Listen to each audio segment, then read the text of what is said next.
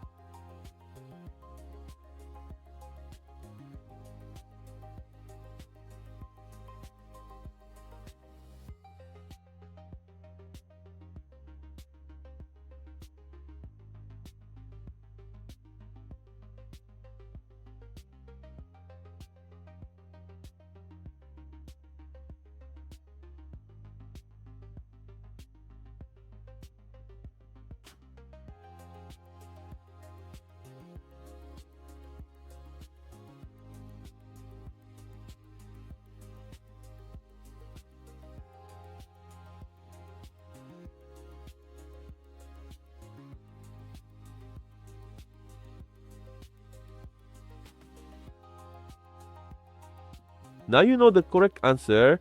If you got it right, comment below. If you got it wrong, don't worry. This type of expression tricks many people. Leave your like and subscribe to the channel and follow the upcoming challenges. See you in the next video.